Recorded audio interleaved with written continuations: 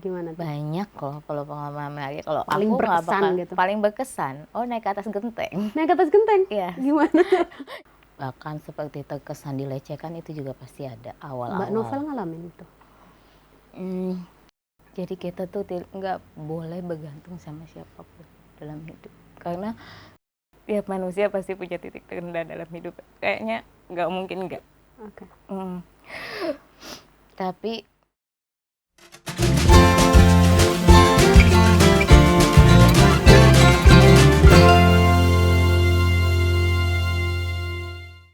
Halo Tribuners, kita jumpa lagi nih di bincangtribunlombok.com edisi 25 Februari 2020 kita. Kali ini kita akan berbincang atau mengobrol dengan bintang tamu yang berbeda daripada biasanya. Hari ini hadir bersama kita selebriti ternama ibu kota, Novelia Reni. Selamat siang. Selamat siang, Mbak. Apa kabar, Mbak? Baik. Apa panggilannya nih? Novel. Novel? Novel biasa teman-teman manggilnya Novel. Oke, Mbak Novel ya berarti. Mbak Novel ini kesibukannya apa? Sebagai penyanyi, artis, kalau saya lihat aku sebetulnya lebih ke sinetron ya, FTV ya. Lebih kesibukannya tuh lebih banyak di FTV. Berarti lebih senang disebut sebagai artis sinetron atau penyanyi? Kalau penyanyi kan aku baru ya. Oke. Nggak tahu lebih enak mana ya? Lebih enak mana? Lebih enak mana ya? Oke. Lebih enak dua-duanya kayaknya. Dua-duanya? Nggak mungkin dua-duanya. Nggak mungkin. Kayaknya lebih enak disebut dua-duanya deh. Iya kah? Kakus banget ya. Berarti baru-baru melebarkan sayap di Iya, penyanyi. Kenapa betul. Memilih penyanyi? Sebetulnya aku tuh udah pernah nyanyi sekitar 5 tahun yang lalu ya. Udah pernah keluarin single pop. Sudah pop gitu loh. Nggak tahu tiba-tiba pengen tertarik dengan genre dangdut. Ya dangdut, tapi sebelumnya kan aku pop ya. Sekarang lebih kayak beralih ke dangdut gitu loh. Kenapa ya? Kenapa lebih merakyat kali ya?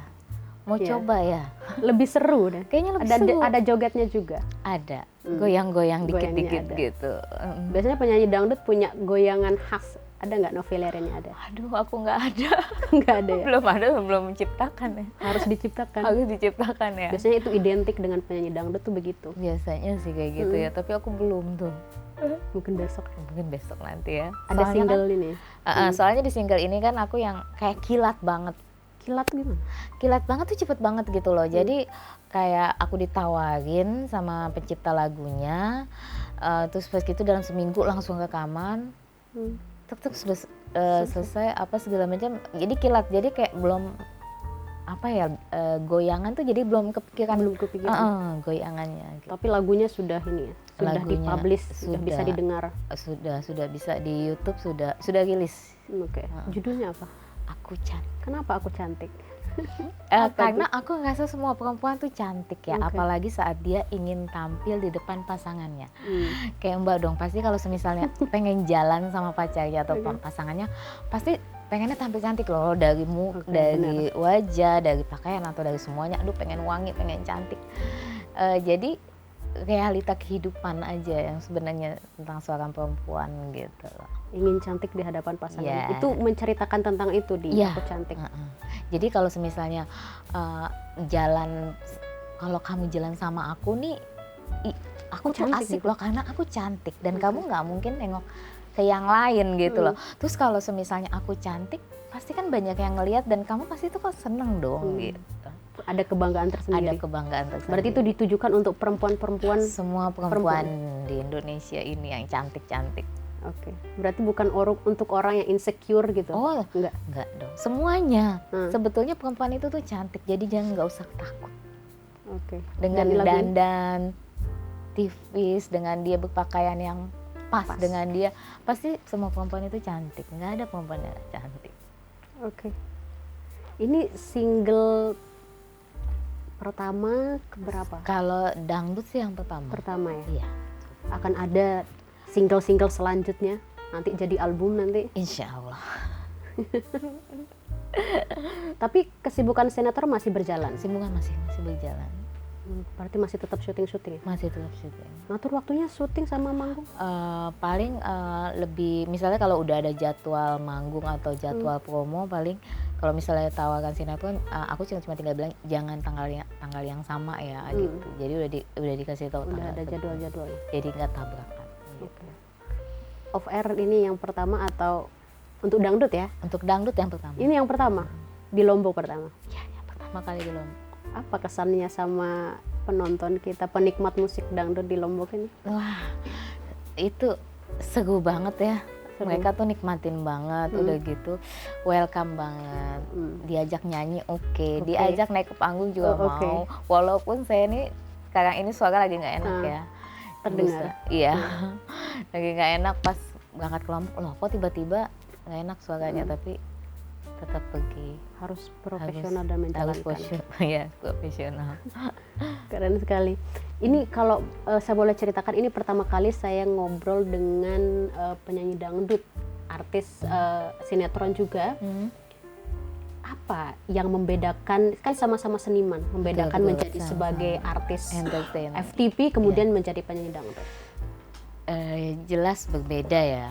Kalau sinetron itu kita harus menghafal naskah skenario, terus kita harus berekspresi sesuai peran acting kita dan itu karakter tokoh yang kita mainkan, dan itu juga sangat menyenangkan sih buat saya karena kita bisa menjadi orang yang selalu berbeda-beda gitu, dan selama ini selalu menikmati dari kadang antagonis, protagonis, ada yang baik, ada yang harus yang seperti apa. Tapi sering dapat antagonis. Iya. Tapi akhir-akhir ini saya dikasihnya perannya protagonis. Saya juga bingung, tapi tetap bisa. Harus bisa. Harus bisa. Nah kalau semisalnya tarik suara itu kita tetap kalau menjiwai itu pasti ya, setiap lagu harus dijiwai gitu kan. Lebih juga bisa berekspresi juga sih kalau di tarik suara, sama sih sebetulnya, tapi cuma bedanya yang satu lebih singkat ke lagu, ekspresinya ke lagu, yang satu lebih ke acting. Di lagu tidak perlu acting yang gimana. Jadi kita kalau nyanyi ya sedih ya ikut sedih gitu aja, happy ikut happy gitu. Menarik sih.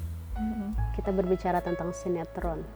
Ada nggak pengalaman menarik ketika syuting itu gimana, atau proses pengalaman menarik? Ada ya.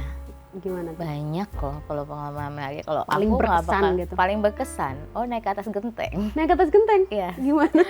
Jadi aku tuh pernah syuting waktu dulu ya, udah lama banget gitu ya itu aku jadi pertama kali sinetron, pokoknya pertama kali aku menginjakan kaki dunia entertain. Tahun berapa tuh? Itu tahun udah lama sih ya, masih 16 tahunan gitu kan. 16 tahun? Itu jadi aku ditantang sama sutradara. Pas lihat aku yang tadinya aku datang aku cuma sebagai pemeran pendamping, tiba-tiba sutradara ngeliat aku gini, saya mau ngejadiin kamu peran utama Cinderella, tapi kamu berani gak naik ke atas genteng? Terus gimana? Oke. Oke. Nah itu dia. Gak jatuh? Enggak dong. Nah asli bener-bener naik ke atas genteng, bentulin genteng. Itu berarti masih remaja dong? Masih. Dan itu judul Cinderella itu. Cinderella nggak pakai sepatu. Jadi sepanjang syuting aku tuh bener-bener nggak pakai. Iya. Sampai menemukan pangerannya yang mengasih sepatu. Tapi itu proses sampai Novelia Reni seperti sekarang. Iya, sempat vakum juga lama, mulai lagi. Dari tahun berapa ke tahun berapa vakum? Vakumnya sih udah berapa ya, sekitar 3-4 tahun. 3-4 tahunan. Terjun ke baru 2 tahun kesini baru mulai cocok lagi. Siapa yang mendorong Novelia Reni terjun ke dunia entertain dari usia remaja? Waktu itu 16 tahun? Iya, 16. Siapa yang mendorong? Apa keinginan sendiri? Keinginan sendiri. Kenapa tertarik dengan dunia entertain? Ada idolanya? Enggak ada idola sama sekali. Kok sih. Bisa? Tapi nggak tahu pas pada saat aku pertama kali diajak, tiba-tiba kok aku suka ya gitu loh. Dengan menjadi dengan berperan berganti-ganti, dengan menjadi orang lain, aku menikmati. walaupun misalnya orang yang nggak biasa, aduh capek ya gini-gini, kadang kan syuting sampai malam, kadang-kadang cepet kadang lama, tapi karena suka jadi hobi, jadi menikmati. Karena menemukan passionnya di sana. Iya, menemukan. Tapi sekarang sudah beralih ke dangdut nih, gimana? Beralih ke dangdut, semuanya jalanin. Semua dijalanin. Dijalanin. Tidak beralih tapi itu dijalanin. Iya, dijalanin, tetap dijalanin semua. Jadi aku ke tarik suara, aku ke dangdut, tapi aku tetap tidak meninggalkan dunia acting. Karena itu passionnya di sana. Karena itu aku tetap. Kalau peluangnya lebih besar, pasar peluangnya Novelia Reni di dangdut, apakah bergeser atau tetap istiqomah nih bahasanya? Kalau ada peluangnya bagus, tetap sih peluang itu tetap aku ambil, karena menyanyi itu kan nggak sama kayak sinetron ya, dia maksudnya hanya sebentar atau masih ada jeda waktu saat kita harus ngambil sinetron gitu loh, jadi nggak masalah. Perjalanan menjadi Novelia Reni seperti sekarang ada nggak? Rentak-rentak jalannya, naik turunnya, dinamika proses. Ada pastinya. Tentu ada, tapi sejauh ini tetap bisa dilewatin, alhamdulillah sampai saat ini tetap seperti sekarang. Tetap jadi orang yang kuat, yang jelas tetap jadi orang yang kuat. Motivasinya apa? Motivasinya bisa melewati itu semua. Pasti ada sesuatu yang menjadi pegangan bisa melewati itu dari remaja kemudian sekarang. Aku itu kan orangnya keras banget ya, keras banget. Jadi aku lebih yang motivasinya yang jelas. Pokoknya aku selalu bertekad untuk jadi yang lebih baik dari sebelumnya. Kayak gitu. Target ke depan apa? Album dangdut? Target ke depan tentang apa nih lagunya? Tentang apa targetnya di karir deh kalau gitu? Oh, di karir. Yang jelas kayak single aku bisa diterima, bisa dinikmati, bisa disukai sama penikmat musik dangdut. Gitu kan, karena ini dibikinnya juga agak-agak berbeda dengan action yang manja, ceria, centil, yang beda lah gitu loh dari dangdut yang lainnya gitu. Sejauh ini sih masih itu ya, masih itu aja. Semoga diterima dulu gitu. Untuk kedepannya masih kita lihat sebagai permulaan dulu lah. Kalau ada peluangnya bagus, gas terus. Enggak. Peluang bagus. Oke. Menarik. Novelia Reni, pop kemarin. Iya. Semua dijalanin. Pop, iya, lagu pop. Kalau lagu pop itu aku nyiptain sendiri. Nyiptain sendiri juga. Ya. Wow. Kenapa tidak dangdut diciptakan sendiri? Karena aku bingung kalau dangdut ya nyiptainnya. Tapi kalau nggak tahu, kalau pop itu pada saat sekitar 5-6 tahun yang lalu itu aku ciptain sendiri, itu mudah banget kayaknya. Ya. Ciptain lagu mudah. Pada saat itu aku ada 2 pop yang aku ciptain sendiri. Terinspirasi dari mana? Terinspirasi dari masa lalu. Kehidupan.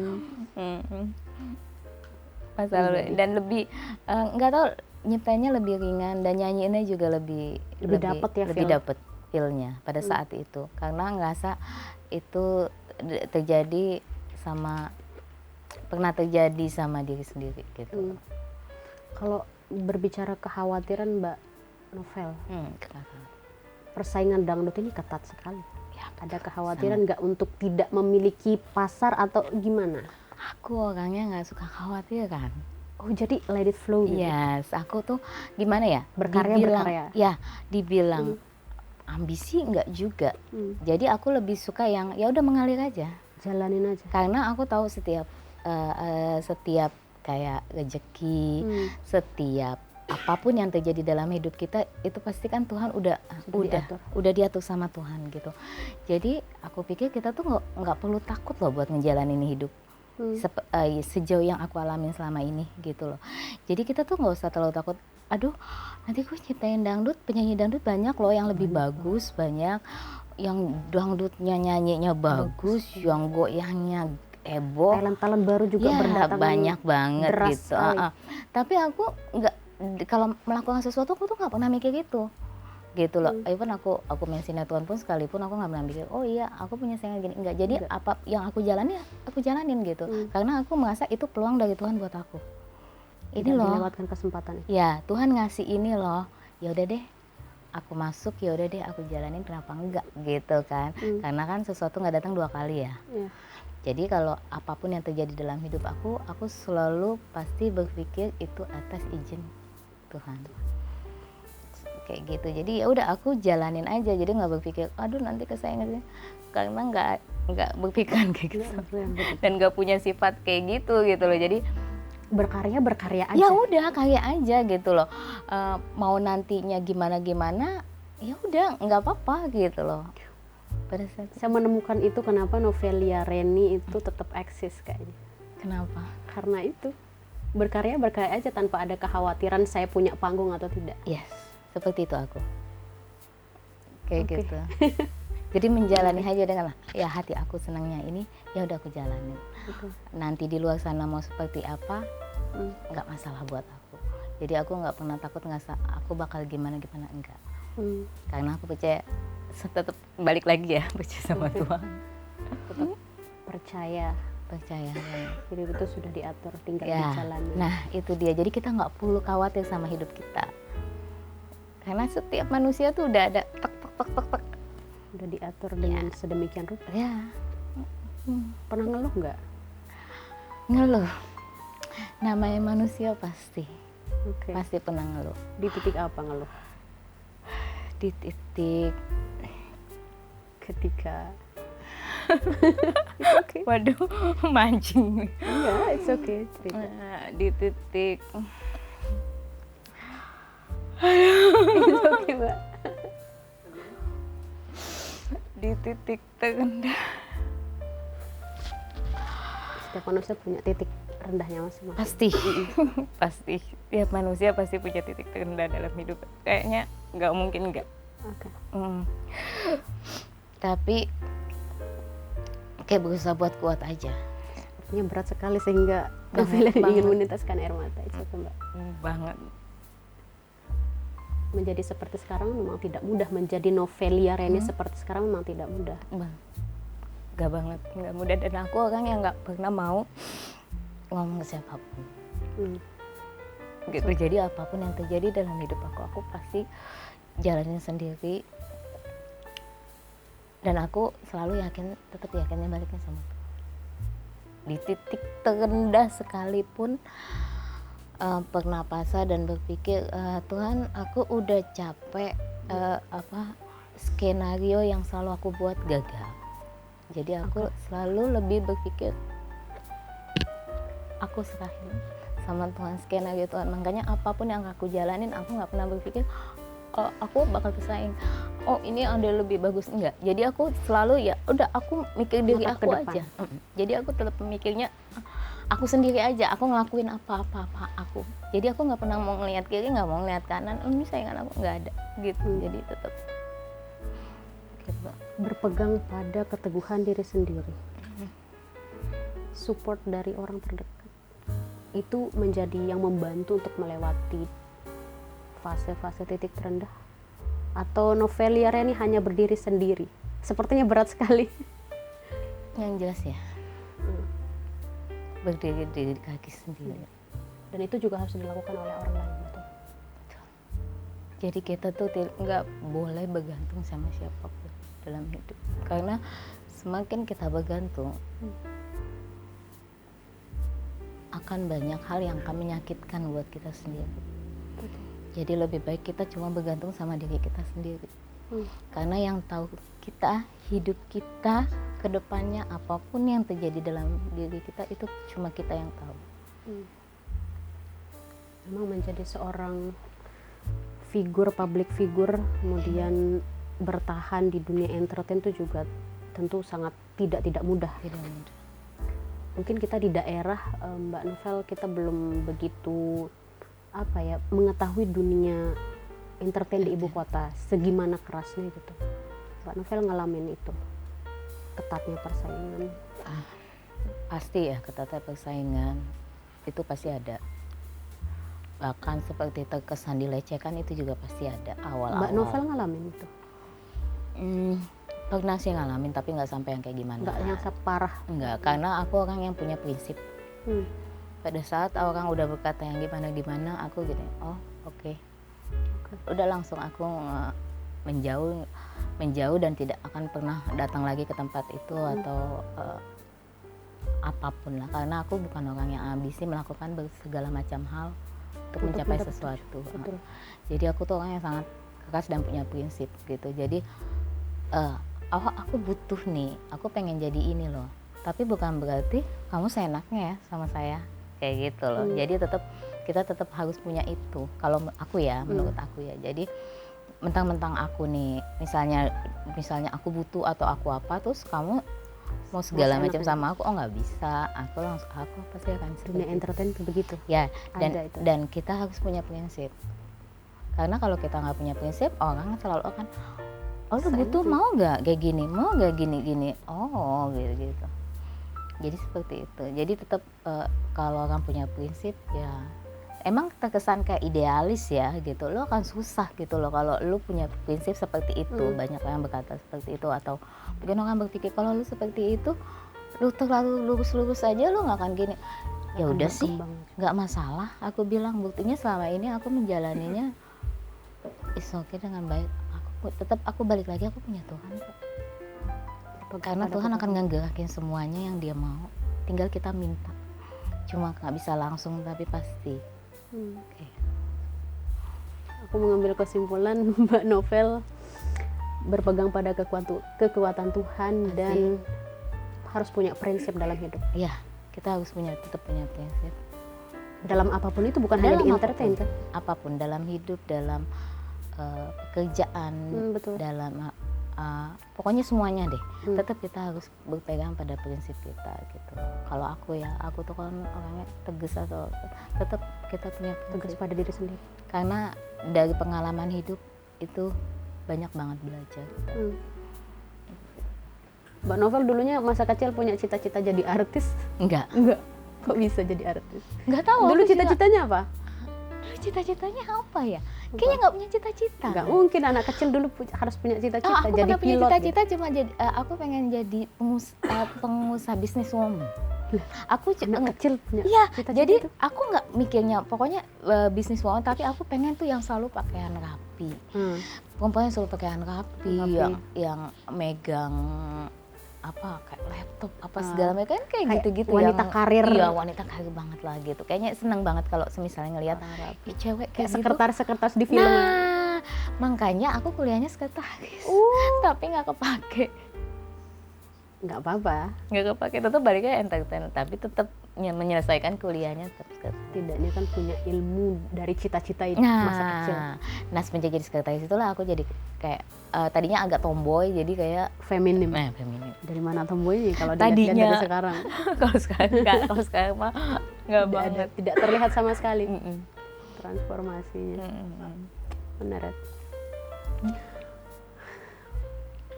Apa Mbak Novel yang mau disampaikan mungkin kepada penggemar di luar sana yang menikmati sinetronnya Mbak Novel, yang kalau saya lihat Mbak Novel ini tidak terlalu banyak berbagi tentang kehidupannya, betul? Apa yang tidak ditahu oleh para penggemar di luar sana tentang Mbak Novel, selain dari apa yang Mbak Novel ceritakan tadi? Mbak Novel punya yang mereka tidak tahu. Yang mereka tidak tahu apa? Memang mungkin tidak harus tahu ya. Apa yang ingin dibagikan dah kalau gitu kepada apa para yang ingin dibagikan? Yang dibagikan sih cukup menikmati karya aku aja sebagai pemain sinetron, sebagai di dunia acting gitu. Acting aku tetap ditonton. Terus pada saat aku mengeluarkan single ini, semoga suka, semoga dinikmati, diterima. Oke. Lebih seperti itu. Jadi kalau untuk masalah yang gimana pribadi banget, Cukup mental. Nggak apa-apa sebenarnya. Tapi public figure itu juga konsumsi penggemar juga. Ya benar. Ingin mengetahui idolanya itu seperti apa. Iya betul. Di kehidupannya sehari-hari itu seperti apa. Iya benar. Tapi ada yang seperti itu kali ya. Ada yang lebih kehidupan pribadinya diperlihatkan. Itu mungkin aku memperlihatkan tapi tidak semua. Jadi aku memperlihatkan kayak di media sosial, aku memperlihatkan yang memang aku izinkan. Jadi aku memposting sesuatu yang memang aku mengizinkan mereka untuk lihat, untuk mereka lihat, untuk mereka nikmati, gitu. Tapi kalau yang tidak aku izinkan ya tidak aku post. Jadi aku tetap ada batasan yang harus mereka tahu dan ada batasan yang enggak. Karena aku merasa enggak semuanya loh gitu loh yang harus dikonsumsi untuk mereka gitu. Ya tetap aku bagi gitu tapi enggak seluruhnya aku bagi. Jadi public figure ada kehidupan sebagai public figure itu beratnya itu harus menjaga sikap, tutur kata dan segala macam. Mbak Novel berat nggak dengan itu? Aku nggak seperti itu sayangnya. Pada saat aku di luar aku tetap biasa. Aku tetap merasa aku ya aku gitu loh. Enggak yang bahkan di luar, di belakang kamera pun begitu. Iya. Kita ngobrol begini Mbak Novel di belakang kamera juga akan ngobrol seperti ini. Iya. Tidak ada yang dirubah ketika tampil di depan layar berubah menjadi aku harus menjaga sikap, menjaga tutur kata. Enggak ada. Aku tetap menjadi yang aku apa adanya gitu loh. Tetap pada saat di luar misalnya aku ketemu siapapun ngobrol, ayo hai gini-gini. Terus aku pada saat aku mau jalan kemana, pergi kemana, ya udah aku jalan pergi aja seperti layaknya ya udah biasa aja. Karena aku ngerasa gini loh, menjadi seorang public figure, artis itu kan hanya apa ya kayak label aja ya gitu loh. Pada dasarnya semua itu kan kayak profesinya kayak kita bekerja. Cuma kan misalnya kayak misalnya Mbak, misalnya presenter, MC, iya kan. Terus yang lain kerjanya polisi gini. Cuma aku di dunia acting atau nyanyi, oh ini artis karena dilihat orang. Nah itu dia. Tapi pada dasarnya aku pikir semuanya sama ya, sama aja gitu loh, nggak ada yang membedakan. Masa sih? Beda. Public figure itu kan orang sesuatu yang bisa ditiru karena dia punya masa. Masanya bisa meniru sikapnya dia. Nah, makanya kadang public figure ketika dia di layar itu berubah menjadi orang yang harus bisa ditiru gitu ketimbang di belakang layar. Mungkin itu beda-beda kali ya. Beda-beda orang ya. Tapi kalau aku mau di depan kamera, mau di kamera atau di luar, ya aku kayak gini. Nah untungnya aku mau di depan kamera ataupun di luar kamera atau di biasa mempunyai bahasa dan tutur kata yang sama saja gitu. Bukan orang yang di luar gue di depan kamera harus yang ini kan nanti dilihat orang biar kelihatan baik atau apa. Tidak ada citra berarti. Nggak ada, aku nggak mau citra kayak gitu sih.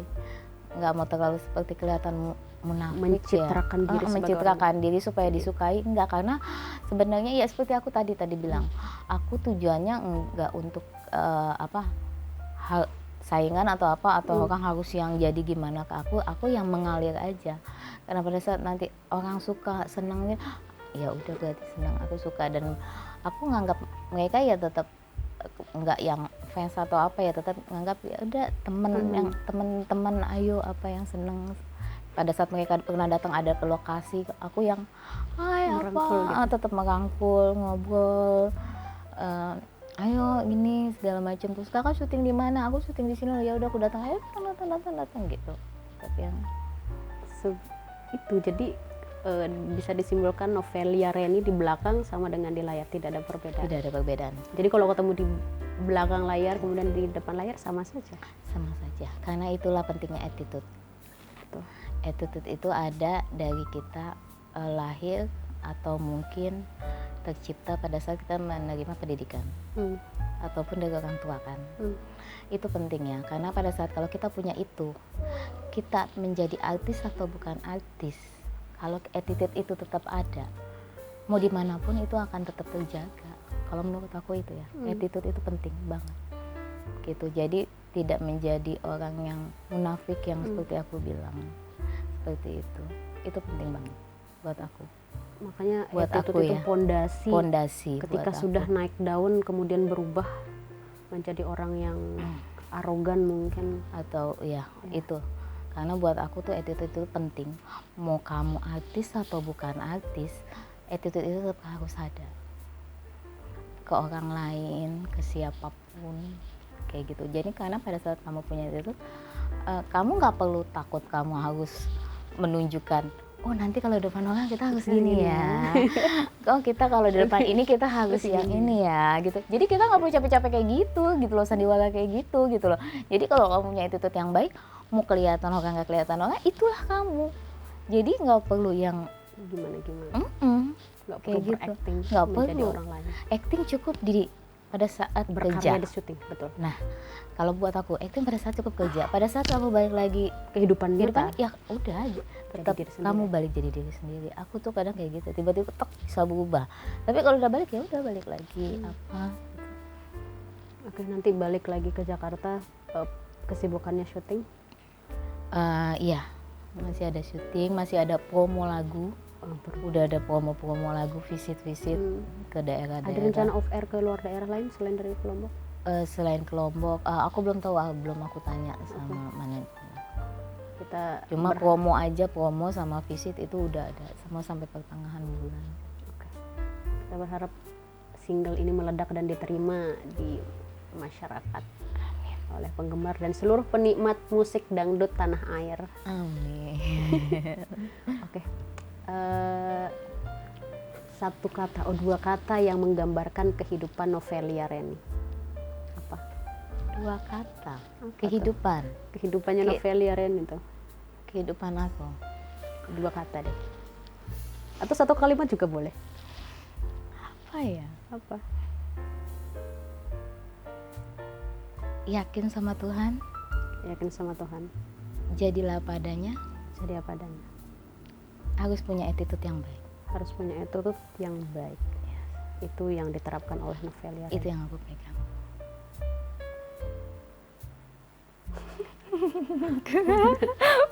Bingung ya? Pasti. Enggak sih. Karena saya baru pertama kali ngobrol, jadi saya agak excited untuk menggali sebenarnya kehidupannya public figure artis ibu kota itu seperti apa sih sebenarnya. Public figure. Wah, kalau itu aku nggak tahu tuh, mesti ditanya sama orangnya masing-masing. Iya. Iya kan?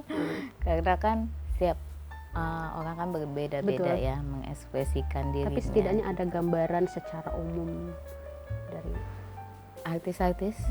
Aku juga nggak tahu. Lebih harus ditanya mereka satu persatu.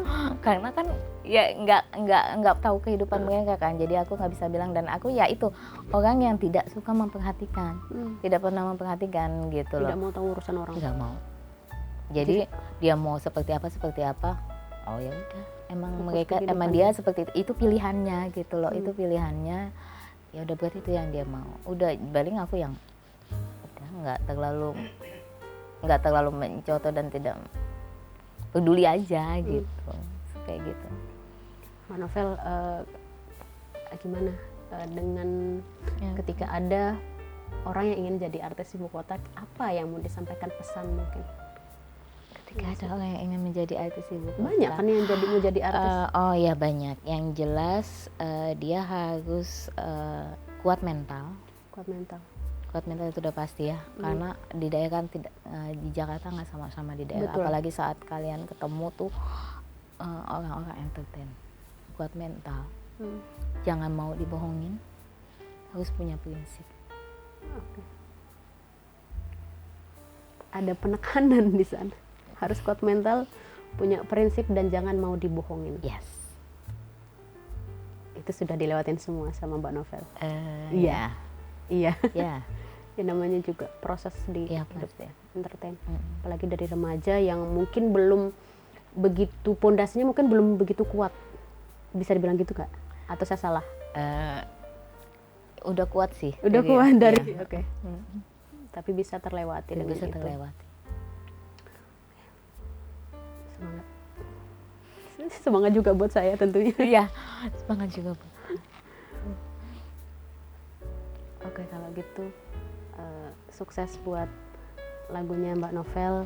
Ya. Karirnya di syuting di sinetron juga lancar. Saya berharap kita bisa bertemu lagi di wawancara selanjutnya. Pernyataan terakhir apa yang mau disampaikan? Pernyataan terakhir tentang apa nih? Tentang single? Tentang single boleh. Semoga single dangdut terbaru saya yang Aku Cantik yang diciptakan oleh Kohar Kahler itu pencipta lagu Tiada Lagi Mayang Sari itu loh. Yang ngetop Cukup itu, populer. cukup populer itu. Nah, disenangi dan diterima oleh masyarakat karena lagunya juga ringan banget, Enak didengar. enak didengar. Udah sejauh Cukup. ini itu aja cukup, dan terima kasih. Terima kasih, kami yang berterima kasih Saya bilang berterima kasih dong. sudah mau mampir di Tribun di acara menyita waktu sekian menit. Kalau gitu kita sama-sama Berterima berterima kasih. Karena Oke, Tribuners, ini bincang yang cukup seru dengan narasumber kita hari ini, berbagi tentang kehidupan dunia entertain melalang buana, proses dinamikanya itu kita dialogkan hari ini, dan semoga kita punya kesempatan untuk berdialog selanjutnya. Mungkin nanti Mbak Novel mengeluarkan single baru, kemudian ada album dangdutnya, kemudian konser lagi, kita bisa berbincang. Terima kasih Mbak Novel sudah hadir. sama-sama. Sebuah kehormatan bagi kami di Tribun kedatangan artis ibu kota ternama kita, Novelia Reni. Oke, kalau gitu saya Laila Tuniam pamit undur diri. Sampai jumpa di Bincang Tribun Lombok selanjutnya. Bye.